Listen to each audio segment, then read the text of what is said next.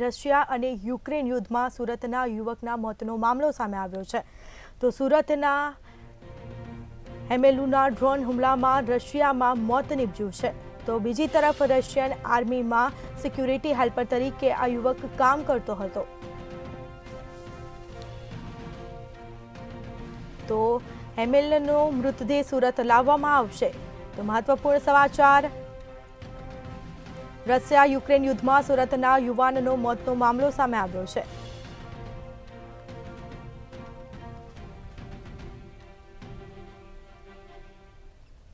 તો હેમેલનો મૃતદેહ સુરત લાવવામાં આવશે।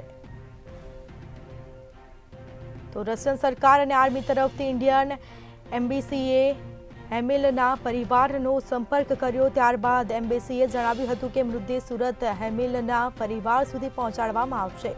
જો કે હજી કોઈ ફાઇનલ ડેટ આપવામાં આવી નથી। તો સમાચાર પ્રાપ્ત થયા છે, રશિયા યુક્રેન યુદ્ધમાં સુરતના યુવાનના મોતનો મામલો સામે આવ્યો। તો સુરતના હેમેલનું ડ્રોન હુમલામાં રશિયામાં મોત નીપજ્યું હતું। રશિયન આર્મીમાં સિક્યુરિટી હેલ્પર તરીકે આ યુવક કામ કરતો હતો। હેમેલનો મૃતદેહ સુરત લાવવામાં આવશે। તો હેમેલનો મૃતદેહ પરત લાવવા પરિવારે તંત્રનો સંપર્ક કર્યો છે।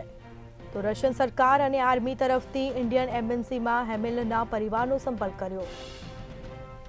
તમારું નામ? મારું નામ સુરેશ માંગુટિયા। સુરેશભાઈ, આજે યુવકનું મોત થયું હતું યુદ્ધ દરમિયાન, કઈ રીતે આજે યુવકની તમને ખબર પડી કે આ રીતની ઘટના બની છે, અને હવે મૃતદેહ તમારા વતન એટલે કે સુરત લાવવા માટેની કઈ પ્રકારની તજવીજ છે?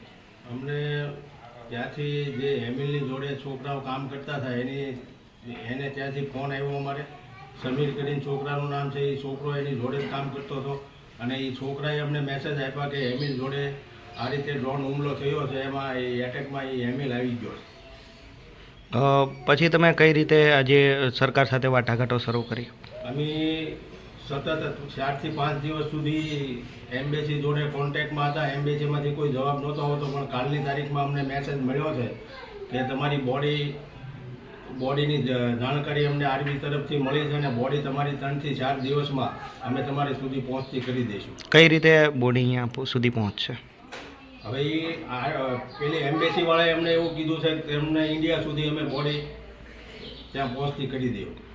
પહેલાં જ્યારે તમને સમાચાર મળ્યા કે આ ઘટના બની છે, અને ત્યારે કદાચ એવું હતું કે બોડી આવી મુશ્કેલ છે, તો ત્યારે તમે કઈ રીતે અને કયા નેતાઓને વાતચીત કરી હતી પ્રાથમિક? ત્યારે શરૂઆતમાં તો અમને એમ જ હતું કે અમારે ખુદને રશિયા જવું પડશે, અને અમે વિઝા પણ મેકી દીધા હતા, અને અમે જવાના હતા 3 જણા અહીંથી। પણ કાલની તારીખમાં અમને એવા સમાચાર એમ્બેસીમાંથી મળ્યા છે કે તમારી બોડી તમારા સુધી અમે પહોંચતી કરી દઈએ।